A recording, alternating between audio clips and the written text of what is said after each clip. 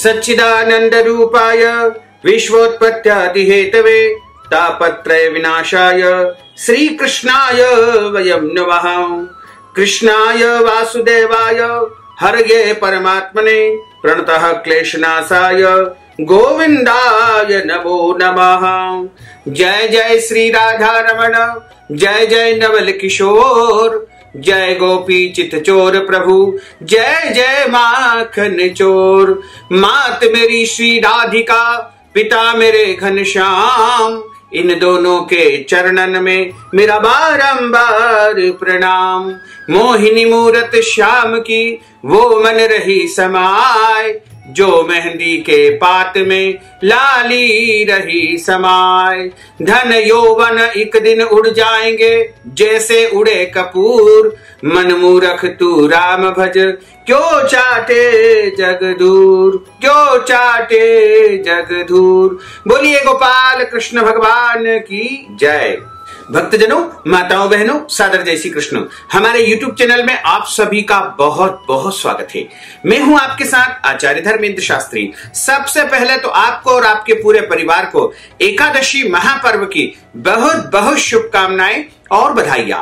भगवान लक्ष्मी नारायण का आशीर्वाद तथा उनकी कृपा आपके ऊपर सदैव बनी रहे। आप सुखी रहे, स्वस्थ रहे, व्यस्त रहे और मस्त रहे।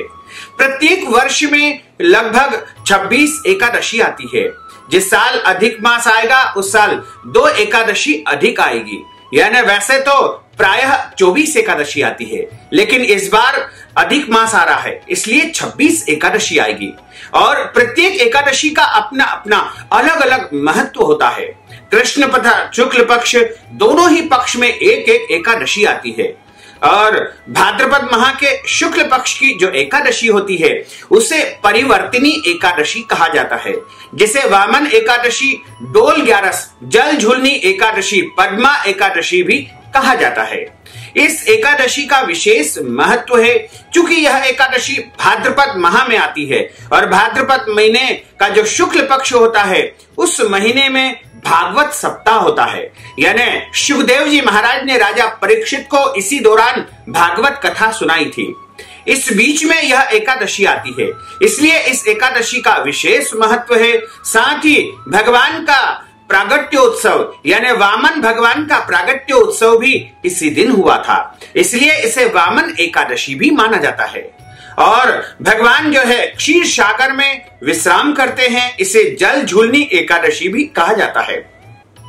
तथा भगवान कमल नयन वासुदेव पद्म यानी कमल के ऊपर निवास करते हैं, इसलिए इसे पद्मा एकादशी भी कहा जाता है। तथा भगवान लक्ष्मी नारायण इस दिन डोल में बैठ करके नगर भ्रमण के लिए निकलते हैं। अनेक गांवों में, अनेक शहरों में, अनेक नगरों में डोल में बैठ करके भगवान नगर में भ्रमण करते हैं, इसलिए इसे डोल ग्यारस भी कहा जाता है। और इसका व्रत करने से जन्म जन्मांतर के पाप दोष नष्ट हो जाते हैं। यदि कोई व्यक्ति प्रत्येक एकादशी का व्रत करता है तो उसे इस एकादशी के दिन विशेष रूप से व्रत करके भगवान का पूजन अर्चन करना चाहिए। और यदि कोई व्रत नहीं करता है तो भी उसको इस एकादशी का व्रत करना चाहिए, क्योंकि यह वर्ष की जो बड़ी एकादशी होती है उनमें मानी जाती है। और इस दिन यदि कोई चाहे तो पहली बार एकादशी व्रत प्रारंभ कर सकते हैं। तो इस बार जो परिवर्तिनी एकादशी है 29 अगस्त 2020 शनिवार को वामन एकादशी या डोल ग्यारस मनाई जाएगी। और इस दिन प्रातः काल जल्दी उठ करके और अपने भगवान का पूजन अर्चन करने के बाद में सूर्योदय के पश्चात व्रत का संकल्प लेना चाहिए। 3 बार विष्णु विष्णु बोलने के पश्चात हाथ में जल और तुलसी पत्र लेकर के जो है कहे कि आज मैं परिवर्तिनी एकादशी का व्रत करने जा रहा हूं या करने जा रही हूं। मेरे इस व्रत को सफल करना तथा पूरे दिन आपको अन्न का सेवन नहीं करना है। इस दिन फल या फलाहार आपको सेवन करना चाहिए। सबसे सर्वोत्तम फलाहार जो हमारे धर्म ग्रंथों और पुराणों में बताया है वह दूध से बनी वस्तुएं तथा फल, ये ही सर्वोत्तम फलाहार माने गए हैं। अन्य फल की वस्तुएं आप सेवन जागरण कर सकते हैं। और वैसे तो आप निराहार या निर्जला भी इस एकादशी को कर सकते हैं, लेकिन फलाहार लेकर व्रत करना अच्छा माना जाता है। यदि आपका शरीर किसी प्रकार से साथ नहीं दे तो आप 2 बार भी फलाहार कर सकते हैं, लेकिन ध्यान रहे कि एकादशी के दिन घर में चावल नहीं बनना चाहिए, चावल खाना भी नहीं चाहिए तथा चावल का उपयोग पूजन में नहीं करना चाहिए। इसमें फलाहार का ही उपयोग किया जाता है।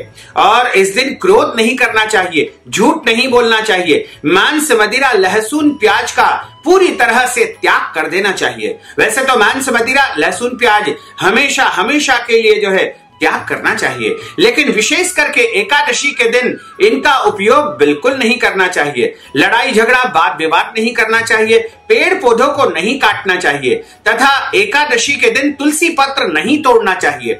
वैसे तो एकादशी का जो व्रत होता है वह बिना तुलसी के परिपूर्ण नहीं माना जाता है, इसलिए आप यदि एकादशी का व्रत कर रहे हैं तो आपको एक दिन पहले ही तुलसी पत्र तोड़ करके रखना चाहिए। यदि आप किसी कारणवश नहीं तोड़ पाए हैं तो एकादशी के दिन आप तुलसी पत्र जो गिर जाते हैं उनको उपयोग कर सकते हैं, या फिर सूखे तुलसी पत्र का भी आप उपयोग कर सकते हैं, या फिर पुराने चढ़ाए हुए तुलसी पत्रों को धो करके बार बार उपयोग किए जा सकते हैं। तुलसी पत्र कभी भी बासी नहीं होते हैं।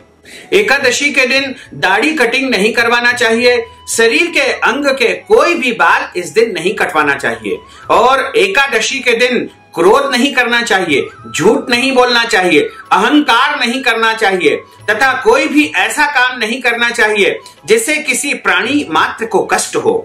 और एकादशी के दिन जो है गरीबों को, साधु संतों को और जरूरतमंद लोगों को दान पुण्य करना चाहिए। एकादशी के दिन घर के बड़े बुजुर्गों यानी माता पिता का, सास ससुर का और साधु संतों का अपमान नहीं करना चाहिए, देवताओं की निंदा नहीं करना चाहिए तथा शास्त्रों की निंदा भी इस दिन नहीं करना चाहिए।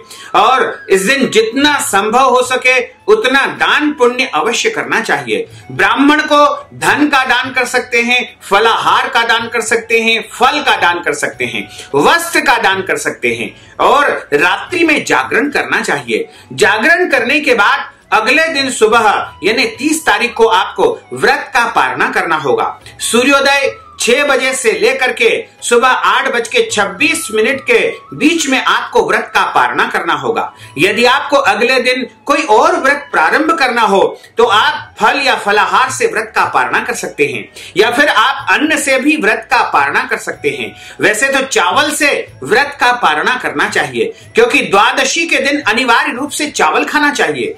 दशमी और एकादशी दोनों दिन हम चावल का परित्याग करते हैं, और द्वादशी के दिन हमको चावल को पूरा पूरा सम्मान देते हुए चावल से व्रत का पारणा करना चाहिए। व्रत का पारणा करते समय हाथ में जल और तुलसी पत्र लेकर के संकल्प करे 3 बार विष्णु विष्णु बोल करके कहे कि मैं परिवर्तनी एकादशी का व्रत का जो है मैंने पूरी तरह से पालन किया है, इसमें किसी भी प्रकार की भूल चूक गलती हो गई हो तो उसे क्षमा करना। अब मैं व्रत का पारणा करने जा रही हूं या फिर करने जा रहा हूं, मेरा नाम ये है, मेरा गोत्र ये है। इस प्रकार संकल्प करके आपको व्रत का पारणा करना होगा। पारणा करते समय आपको ब्राह्मण को दान दक्षिणा प्रदान करना चाहिए, या सीधा सामान जैसे आटा, दाल, चावल, घी, शक्कर इत्यादि भोजन बनाने की कच्ची वस्तुएं या भोजन का दान भी आप कर सकते हैं। तभी आपको एकादशी का संपूर्ण फल प्राप्त हो पाएगा। यदि आप इन सब वस्तुओं को दान नहीं कर सकते हैं तो नगद राशि के रूप में पारणा करते समय आपको हमको जो है धन या फिर नगद राशि प्रदान कर सकते हैं। नगद राशि यदि आप हमको प्रदान करना चाहते हैं तो हमने आपके लिए पेटीएम, फोन पे, गूगल पे और अकाउंट नंबर की व्यवस्था कर दी है। उसके माध्यम से आप हमको नगद राशि प्रदान कर सकते हैं तथा कथा श्रवण करने के बाद भी ब्राह्मण को दक्षिणा देना चाहिए, और संभवतः प्रयास करना चाहिए कि ब्राह्मण के मुखार बिंद से ही कथा का श्रवण करना चाहिए, क्योंकि ब्राह्मण के मुख से जनार्दन की वाणी निकलती है। इसलिए भगवान के मुखार बिंद से यदि आप कथा का श्रवण करना चाहते हैं तो आपको ब्राह्मण के मुख से कथा सुन करके और ब्राह्मण को दक्षिणा अवश्य देना चाहिए। अपनी ओर से जो भी श्रद्धा हो, जो भी भक्ति हो, उस प्रकार आपको दान दक्षिणा ब्राह्मण को प्रदान करना चाहिए तभी आपको कथा श्रवण करने का संपूर्ण फल प्राप्त हो पाएगा। अब हम आपको परिवर्तिनी एकादशी की दिव्य और ज्ञानमयी कथा सुनाने जा रहे हैं। बोलिए गोपाल कृष्ण भगवान की जय, श्री वृंदावन बिहारी लाल की जय, लक्ष्मी नारायण भगवान की जय। धर्मराज युधिष्ठिर कहने लगे कि हे भगवान, भाद्रपद माह के शुक्ल पक्ष की एकादशी का नाम क्या है और इसकी विधि क्या है, इसका महात्म्य क्या है, इस एकादशी को करने से कौन सा फल प्राप्त होता है, कृपा करके सब कुछ विस्तार पूर्वक मुझे सुनाइए। तब भगवान श्री कृष्ण बोले कि हे राजन, अब मैं पुण्य, स्वर्ग और मोक्ष को देने वाली तथा सब पापों को नष्ट करने वाली भाद्रपद माह के शुक्ल पक्ष की वामन एकादशी की कथा तुम्हें सुनाना जा रहा हूं। इसे जयंती एकादशी भी कहा जाता है। इसका व्रत करने से वाजपेय यज्ञ का फल प्राप्त होता है। इस एकादशी की कथा सुनने से नीच पापियों का भी उद्धार हो जाता है। जो मनुष्य इस एकादशी के दिन मेरी वामन रूप में पूजा करता है, उसे तीनों लोकों में पूजन करने का पुण्य फल प्राप्त होता है। जो कमल नयन भगवान का कमल से पूजन करता है, वह अवश्य ही भगवान का सानिध्य प्राप्त करता है। सभी को इस एकादशी का व्रत अवश्य करना चाहिए। इस दिन भगवान विष्णु क्षीर सागर में अपने 4 मास के शयन के मध्य करवट लेते हैं, इसलिए इसको परिवर्तिनी एकादशी कहा गया है। भगवान कृष्ण के वचन को सुनकर के युधिष्ठिर बोले कि हे भगवान, मुझे अति जिज्ञासा हो रही है कि भगवान विष्णु किस प्रकार सोते हैं और किस तरह करवट लेते हैं तथा किस तरह उन्होंने राजा बलि को वचन में बांधा और वामन रूप धर करके क्या क्या लीलाएं की थी। भगवान कृष्ण कहते हैं कि हे राजन, अब आप सब पापों को नष्ट करने वाली इस दिव्य कथा का श्रवण करें। इस कथा में बताया है कि त्रेता युग में बलि नामक एक दैत्य राजा था। वह अत्यंत दानी था। वह वेद सूक्तों से भगवान विष्णु का पूजन किया करता था तथा नित्य ही ब्राह्मणों को दान दक्षिणा प्रदान किया करता था एवं अतिथियों का सत्कार करना, पूजन पाठ करना, ब्राह्मणों के द्वारा यज्ञ करवाना, यही उसका मुख्य कर्म था।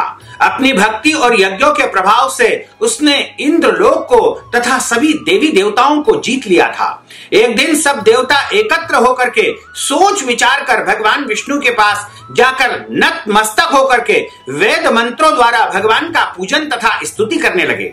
तब भगवान ने वामन रूप धारण करके विष्णु के रूप में 5वां अवतार लिया और वामन के रूप में भगवान का यानी विष्णु भगवान का 5वां अवतार हुआ।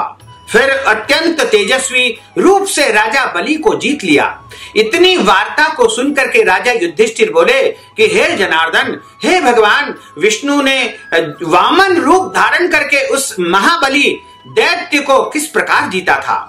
भगवान कृष्ण कहते हैं कि हे राजन, वामन ब्रह्मचारी बालक के रूप में भगवान विष्णु ने महादानी राजा बलि से 3 पग भूमि की याचना की।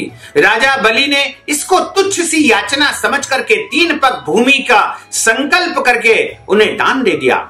तब भगवान विष्णु ने अपने त्रिविक्रम रूप को बढ़ा करके भूलोक में पद, भूलोक में जंघा, स्वर्ग लोक में कमर, महलोक में पेट, जनलोक में हृदय, यमलोक में कंठ की स्थापना कर दी, सत्यलोक में मुख और उसके ऊपर मस्तक स्थापित कर दिया। यह देख करके सूर्य, चंद्रमा आदि समस्त इंद्रादि देवता वेद सूक्तों द्वारा भगवान की स्तुति करने लगे। तत्पश्चात राजा बलि से वामन भगवान ने हाथ पकड़ करके कहा कि राजन, एक पग से पृथ्वी, दूसरे से स्वर्ग लोक पूर्ण हो गए हैं, अब तीसरा पग कहां पर रखूं। तब राजा बलि ने अपना मस्तक भगवान के सामने झुका दिया और भगवान ने अपना पैर उसके मस्तक पर रख दिया, जिससे भक्त बलि पाताल लोक को चला गया। फिर उसकी विनती और नम्रता को देख करके भगवान विष्णु ने कहा कि हे बलि, मैं सदैव तुम्हारे निकट ही रहूंगा। बलि के कहने पर भाद्रपद माह के शुक्ल पक्ष की परिवर्तिनी एकादशी के दिन बलि के आश्रम पर भगवान विष्णु का एक स्वरूप स्थापित हुआ। दूसरा स्वरूप भगवान का क्षीर सागर में शेष नाग की शैया पर शयन करता है। हे राजन, इस एकादशी को भगवान शयन करते हुए करवट लेते हैं, इसीलिए तीनों लोकों के स्वामी भगवान विष्णु का इस दिन पूजन करना चाहिए। इसीलिए इस एकादशी को परिवर्तिनी एकादशी कहा गया है। तांबा, चांदी, चावल और दही का दान करना तथा दक्षिणा का दान करना, फल का दान करना, गौ के लिए घास का दान करना और ब्राह्मणों के लिए यथोक्त अन्न का दान करना, वस्त्र का दान करना, इसमें अति उत्तम माना गया है। ऐसा माना जाता है कि इस एकादशी के दिन व्रत करने से, दान पुण्य करने से वाजपेयी यज्ञ का फल प्राप्त हो जाता है और समस्त तीर्थों की यात्रा करने से जो फल प्राप्त होता है वही इस एकादशी से प्राप्त हो जाता है। हजारों हजार पुण्य करने से जो फल प्राप्त होता है वही इस एकादशी के व्रत करने से प्राप्त हो जाता है, क्योंकि मनुष्य के जन्म जन्मांतर के पाप, दोष, कष्ट इतने अधिक रहते हैं जिनको समाप्त करना बहुत अधिक मुश्किल होता है। ऐसे में यदि भक्तजन परिवर्तिनी एकादशी का व्रत करेगा तो उसके जन्म जन्मांतर के पाप, दोष, पीड़ा, कष्ट सब कुछ नष्ट हो जाएंगे तथा उसका भाग्योदय होगा। और जब उसका भाग्योदय होगा तब उसे सांसारिक सुखों की प्राप्ति होगी। धन, पुत्र, ऐश्वर्य, पत्नी और समस्त सुख उसे प्राप्त करता है और इस संसार में धर्म, अर्थ, काम, मोक्ष को वह प्राप्त कर लेता है। इस एकादशी के दिन दिन भर व्रत रख करके रात्रि में जागरण भी अवश्य करना चाहिए। जो मनुष्य इस एकादशी का विधि पूर्वक व्रत करता है या फिर इस कथा को सुनता है, क्योंकि कथा सुनने से भी व्रत करने का संपूर्ण फल प्राप्त हो पाता है, इसलिए कथा तो अनिवार्य रूप से प्रत्येक प्राणी को सुनना ही चाहिए। वे सभी पापों से मुक्त होकर के स्वर्ग लोक को चले जाते हैं। जो मनुष्य इस पाप नाशक कथा को पढ़ता है या सुनता है उसे अश्वमेध यज्ञ का फल प्राप्त होता है। और इस दिन फलाहार में ककड़ी ले सकते हैं, खीरा ले सकते हैं, केला ले सकते हैं, सेवफल ले सकते हैं तथा दूध, दही और दूध से बनी समस्त वस्तुओं का सेवन इस व्रत में किया जा सकता है। तो इस प्रकार भगवान कृष्ण ने यह कथा राजा युधिष्ठिर को सुनाई थी। बोलिए गोपाल कृष्ण भगवान की जय, श्री वृंदावन बिहारी लाल की जय। भक्तजनों, आपने यह परिवर्तिनी एकादशी की दिव्य और ज्ञानमयी कथा सुनी है। इस कथा को सुनने के तुरंत बाद ब्राह्मण को अपनी ओर से दान दक्षिणा अवश्य प्रदान करना चाहिए। यदि आप नगद राशि के रूप में हमें दक्षिणा प्रदान करना चाहते हैं, अपनी श्रद्धा से जो भी आपकी श्रद्धा हो वह कुछ न कुछ द्रव्य दक्षिणा अवश्य देना चाहिए। तो यदि आप हमें दक्षिणा प्रदान करना चाहते हैं, नगद राशि देना चाहते हैं या अन्न के रूप में या वस्त्र के रूप में आप राशि प्रदान करना चाहते हैं, तो हमारे पेटीएम के माध्यम से, गूगल पे के माध्यम से, फोन पे के माध्यम से या बैंक अकाउंट में सीधे सीधे आप अपनी ओर से कुछ न कुछ नगद राशि ट्रांसफर कर सकते हैं। तो भक्तजनों, इस प्रकार हमने आपको यह परिवर्तिनी एकादशी की दिव्य और ज्ञानमयी कथा सुनाई है। अच्युतम केशवम राम नारायणम कृष्ण दामोदरम वासुदेवम हरे श्रीधरम माधवम गोपिका वल्लभम श्री जानकी नायकम श्री रामचंद्रम भजे जानकी मनोहरम सर्वलोक नायकम श्री शंकरादि सेवितम पुण्य नाम कीर्तनम श्री राम राम राम राम राम नाम तायकम राम कृष्ण वासुदेवा भक्ति मुक्तिदायकम राम कृष्ण वासुदेवा भक्ति मुक्तिदायकम राम कृष्ण वासुदेवा भक्ति मुक्तिदायकम राम कृष्ण वासुदेवा भक्ति मुक्तिदायकम राम कृष्ण वासुदेवा भक्ति मुक्तिदायकम राम कृष्ण वासुदेवा भक्ति मुक्तिदायकम। बोलिए लक्ष्मी नारायण भगवान की जय, श्री वृंदावन बिहारी लाल की जय, गोपाल कृष्ण भगवान की जय, गिरिराज धरण की जय, लक्ष्मी नारायण भगवान की जय, श्री वल्लभाधीश की जय, श्री गुसाई जी महाराज की जय, श्री यमुने महारानी की जय। धर्म की जय हो, अधर्म का नाश हो, प्राणियों में सद्भावना हो, विश्व का कल्याण हो, सनातन धर्म की जय हो, गौ माता की जय हो, नगर बस्ती की जय हो, आज के आनंद की जय हो, कल के आनंद की जय हो, परसों के आनंद की जय हो, बरसों बरसों के आनंद की जय हो। ओम नमः पार्वती पतये, हर हर महादेव हर। भक्तजनों, माताओं, बहनों, हमने आपको जो ज्ञानवर्धक कथा सुनाई है उसको आप अधिक से अधिक लोगों को शेयर करिएगा, लाइक करिएगा, कमेंट करिएगा। और यदि अभी तक आपने सब्सक्राइब नहीं किया तो अभी और इसी समय सब्सक्राइब अवश्य कर लीजिए। आपको और आपके पूरे परिवार को सादर जय श्री कृष्ण, सादर धन्यवाद।